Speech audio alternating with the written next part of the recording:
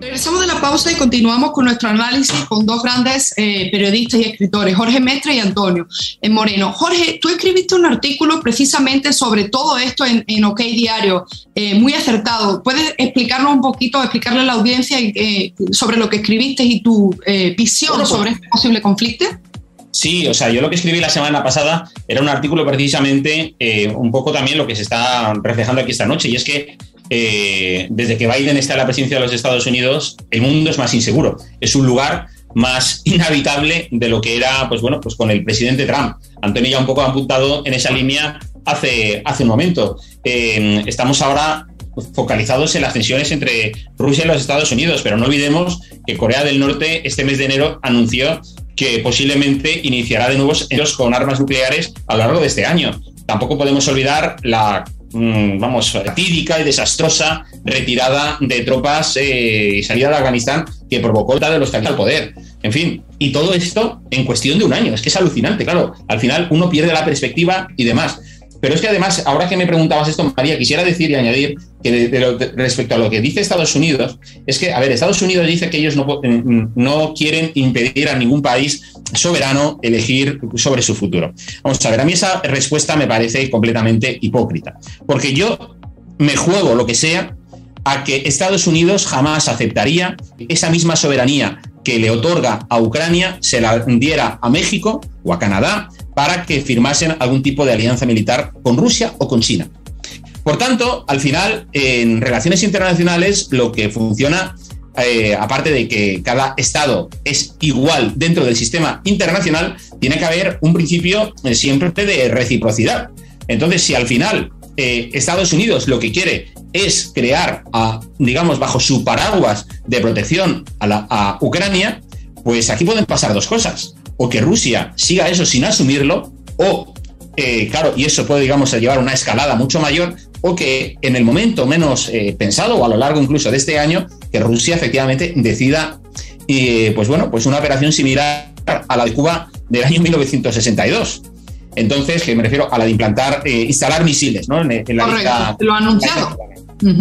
No, pero sí, pero sonó un poco como, ¿sabes?, a machada, ¿no? Es decir, pero que no nos lo tomemos a broma, que es que puede anunciar que hace eso. Fíjate que a mí Rusia, yo es un país al que respeto desde este punto de vista, no me gustan los amigos que tiene por el mundo, pero entiendo que al final, claro, si Rusia tiene amigos como Venezuela, o Cuba, o Irán, o China, es porque Estados Unidos está favoreciendo ese grupo. O sea, Estados Unidos tiene que ver que si su principal adversario, ahí le doy la razón, es China, lo que no puede hacer es, porque se lo está poniendo, China está encantado, o sea, está encantada, porque Estados Unidos le está acercando solito Rusia a China. Y claro, Rusia al final pues va a buscar el cariño de China.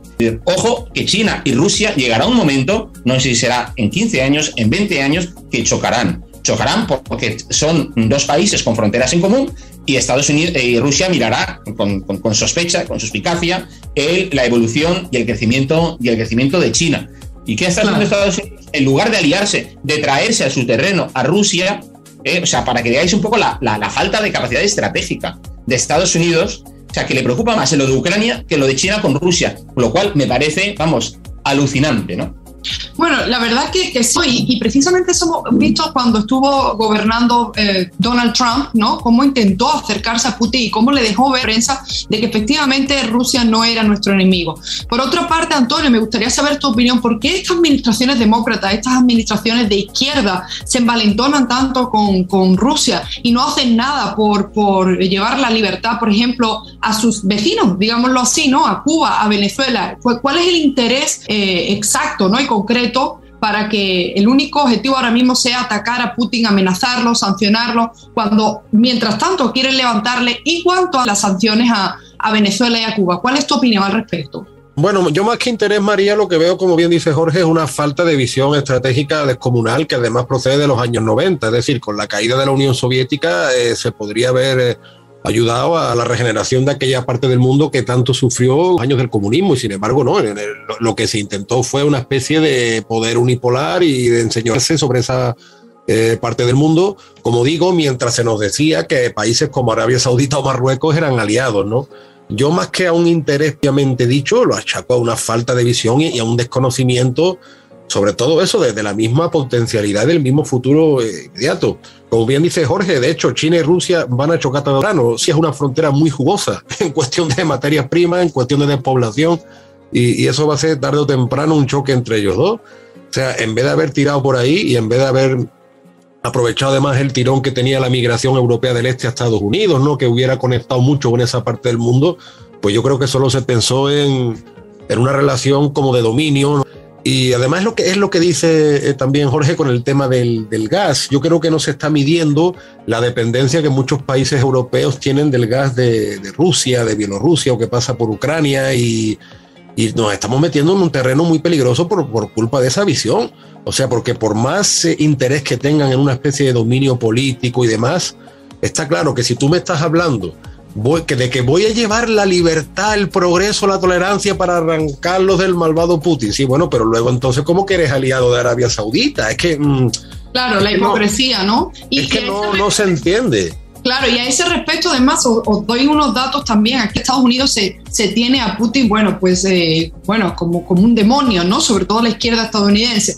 Pero hablemos de lo que estamos viviendo aquí. Biden, durante el 2021, ha sido el presidente menos transparente de la historia moderna de los Estados Unidos. Biden únicamente brindó 9 conferencias de prensa en su primer año de gobierno y dos conferencias de prensa en solitario. Ya vimos cómo acabó la última rueda de prensa esta misma semana, ¿no? Entonces, Jorge, ¿cómo puede criticar esta administración estadounidense a Putin y tacharlo de que violan los derechos humanos cuando aquí estamos viendo y estamos sufriendo en carne propia como el FBI y el Departamento de Justicia persigue a los padres simplemente que se oponen a que no se les adoctrine a sus hijos en la escuela, que se deje de hablar del género fluido, de que si los niños son blancos son terroristas en potencia, blancos supremacistas? Imaginaros que la última semana vimos como un colegio en Virginia hacía a los niños de 4 a 7 años una especie de juego en el que decía, identifica a los privilegiados, y entre ellos nombraba a los militares estadounidenses, por lo que aquí sabemos que la mayoría son inclusive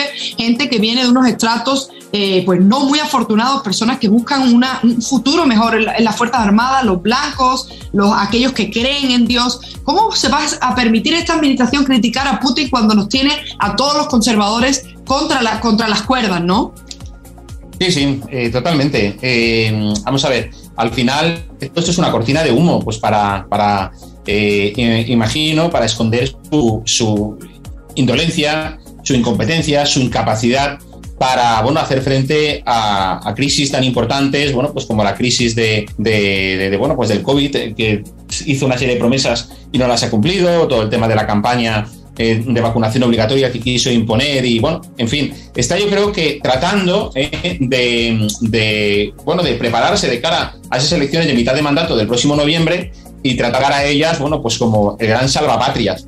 El problema que yo veo con esto es que, como digo, la población estadounidense como la población europea no está ahora, digamos, por la labor de meterse en nuevos conflictos. Y de hecho, pues digo otra cosa, es decir, Francia y Alemania de alguna manera sí que han manifestado su, digamos, conformidad en criticar a Putin, pero, ojo, ellos no han, están teniendo una actitud muy similar, a distancias, por supuesto, a la que hubo de Francia y Alemania con el régimen de Saddam Hussein.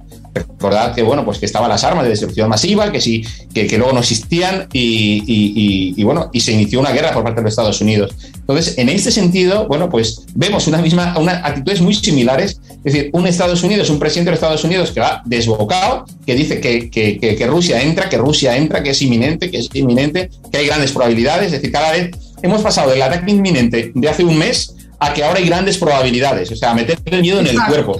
Que lo cual parece irresponsabilidad, porque el otro día, la tensión que genera eso en la población ucraniana es tremenda. El otro día conocimos, que un soldado ucraniano, pues no sé qué tipo de ataque le dio, que se puso a disparar a gente de su propio bando, o sea, del propio ejército ucraniano, y mató a cinco compañeros y otros tantos heridos. Claro, increíble. Vamos a ir, Jorge, a nuestra última pausa, y al regreso vamos a tratar este tema e inclusive dos temas muy importantes, como es la visita del rey de España a Puerto Rico y la inauguración de la presidenta comunista de Honduras, Xiomara Castro. On Target con Willy Lora. Periodismo auténtico y objetivo. Ya regresamos.